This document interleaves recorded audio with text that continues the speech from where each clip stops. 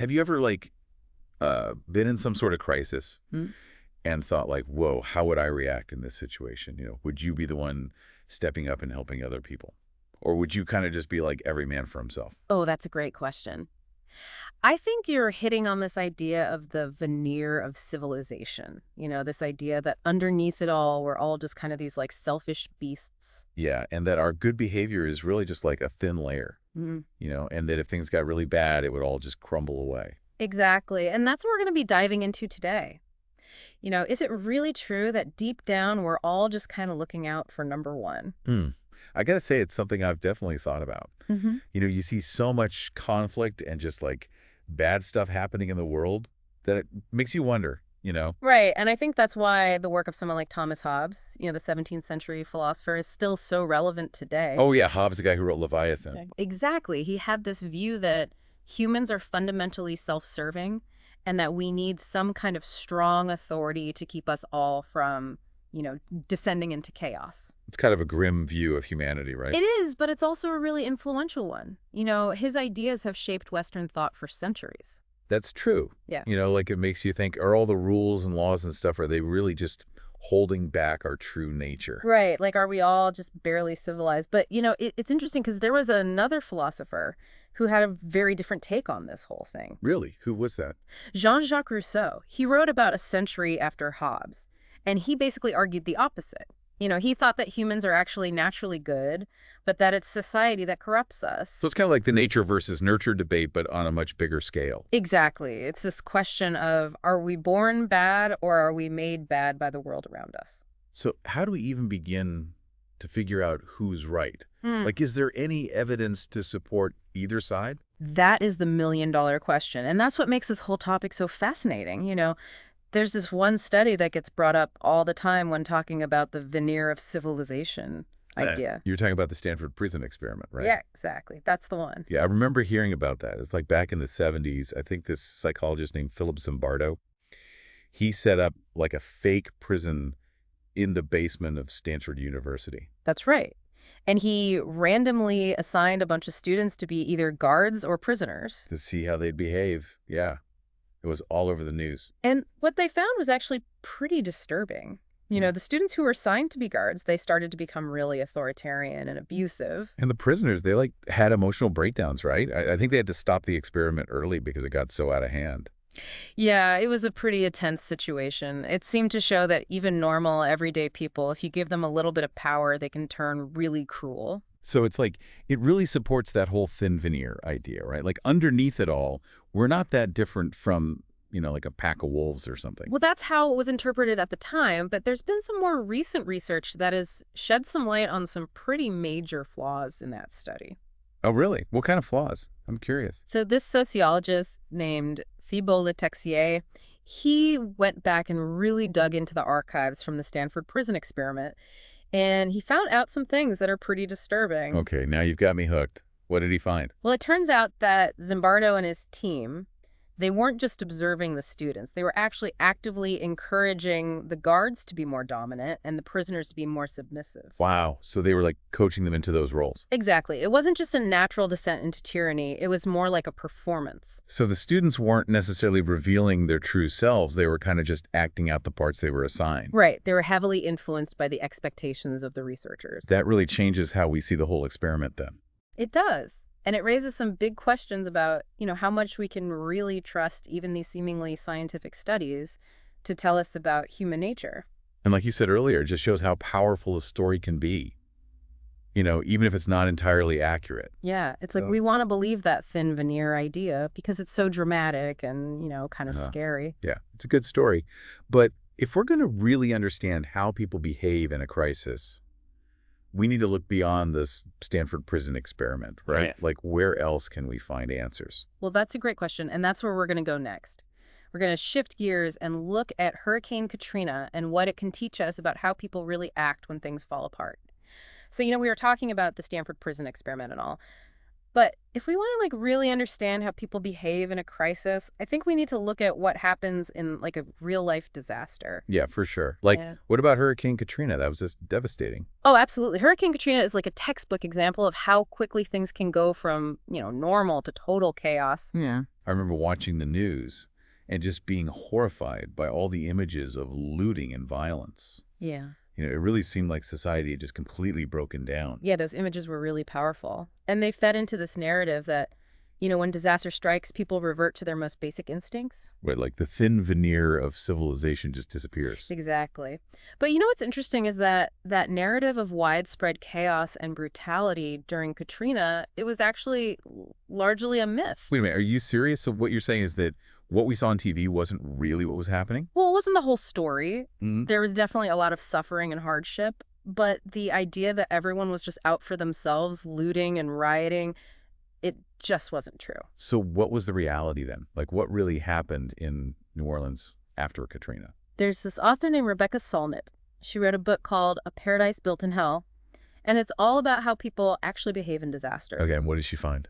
Well, her research shows that in the aftermath of disasters, acts of altruism and cooperation are way more common than violence. People are actually more likely to help each other out than to turn on each other.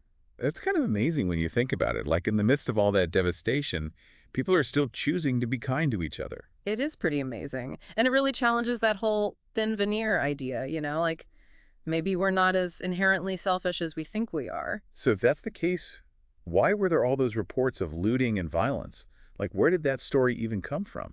Well, Solnit argues that a lot of those reports were exaggerated or taken out of context. There was definitely some looting going on, but it wasn't nearly as widespread as the media made it seem. And I guess it's important to remember that the people who were left behind in New Orleans after Katrina were mostly Black and poor. Exactly. So the looting narrative kind of played into these pre-existing stereotypes about, you know, Black people being criminals and dangerous. It's like people were already primed to believe the worst about those communities. Right. And so when they saw those images on TV, it just confirmed what they already thought.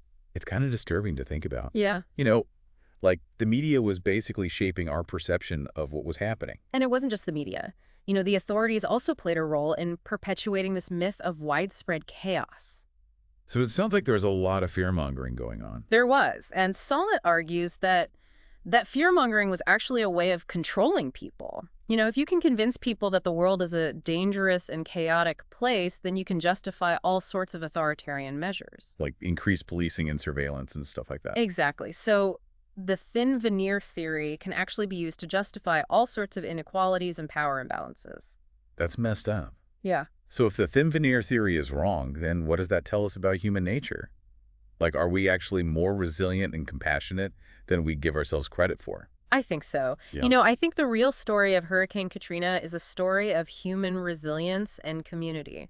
It's a story of people coming together to help each other out in the face of unimaginable hardship. So it's not all doom and gloom then? No, not at all. There's actually a lot of hope to be found in the way that people respond to disasters. It shows that even when things fall apart, we still have the capacity for kindness and compassion. I like that. Yeah. Yeah, it's kind of inspiring to think about. It is. And it makes you wonder what we could accomplish if we could tap into that spirit of cooperation and solidarity in our everyday lives. Yeah, like imagine if we could bring that same level of empathy and compassion to all the challenges we face as a society. That's a great thought. Maybe instead of focusing on all the ways that we're different from each other, we should be looking for the things that unite us. I think you're right. Maybe the real key to building a better world is to start by believing in the good in people. And that starts with challenging the narratives that divide us and embracing the stories that show our true potential for kindness and resilience. Well said. So if the thin veneer theory isn't really an accurate reflection of human nature, especially in times of crisis, what does that tell us? Are we actually more resilient and compassionate than we give ourselves credit for? That's the big question, isn't it? And it's one we need to grapple with if we want to build a more just and equitable world. We need to look at real-world examples that challenge this ingrained narrative. I was just thinking that. Do we have any stories that show people defying those expectations? Give us some examples of people who embody that resilience and compassion. One powerful example is the story of Malik Rahim and the Common Ground Collective. Rahim, a Black Panther activist, chose to stay in New Orleans after Katrina and saw firsthand how the government failed to meet the needs of those left behind. So Rahim and some of his friends, they started this group called the Common Ground Collective. Common Ground Collective. Okay. Yeah, and it was basically this grassroots organization. They were providing food and shelter and medical care and just all these basic necessities to anyone who needed them. Wow. So they were like filling the void left by the government. Exactly. They saw that the authorities weren't doing enough to help people, so they stepped up and did it themselves. That's incredible. It's like a real life example of people power, like people coming together to take care of each other. It really is. And, it's a direct challenge to that narrative of chaos and looting that we were talking about earlier. Right, because it shows that even in the midst of all that devastation, people were still capable of incredible acts of kindness and generosity. Exactly. It's like the human spirit just wouldn't be broken. That's powerful. And it makes you think about all the other untold stories out there, right? Like all the people who helped each other out during Katrina that we'd never heard about. Oh, absolutely. I'm sure there are countless stories of everyday heroism that never made it onto the news. Yeah, because it's like the media tends to focus on the negative stuff, the violence, the looting, the chaos. Right. But that's not the whole story. And it's important to remember that. It's like if you're constantly bombarded with messages of fear and division, then it's no wonder that you start to see the world as a dangerous and untrustworthy place. Exactly. And that can become a self-fulfilling prophecy. If you believe that people are inherently bad, then you're going to act accordingly. So it's like we need to be more mindful of the stories that we're telling ourselves about human nature. I think so.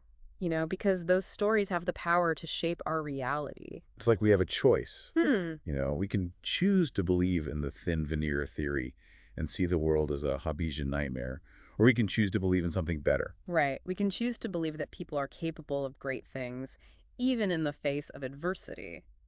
So maybe it's time for a new story, one that focuses on our shared humanity and our capacity for love and compassion. Absolutely, because that's the story that will ultimately lead us to a better future. Well, this deep dive has certainly been an eye-opener for me. It's challenged some of my own assumptions about human nature and left me feeling, well, dare I say, a bit more hopeful about the world. That's great to hear, because that's really what we're trying to do with these deep dives, is to spark curiosity and encourage people to think critically about the world around them. Then to maybe see things from a different perspective. Exactly. We don't have all the answers, but we believe that by asking the right questions and having open and honest conversations, we can start to build a better understanding of ourselves and each other. Well said. So if you're out there listening and you're feeling a bit overwhelmed by all the negativity in the world, just remember that there's still a lot of good out there too. There is. There are people all over the world who are working to make a difference, people who are fighting for justice and equality and compassion. And those are the stories that we need to be amplifying. The stories that give us hope and inspire us to act. Absolutely, because those are the stories that will ultimately shape the future. Well, folks, that's all the time we have for today's Deep Dives, but we hope that this conversation has given you something to think about. We encourage you to continue exploring these ideas and to share your own thoughts and experiences with us. And if you're looking for more thought-provoking content, be sure to subscribe to our show wherever you get your podcasts. We release new episodes every week, and we'd love to have you join us on this journey of discovery. Thanks for listening, and until next time, stay curious.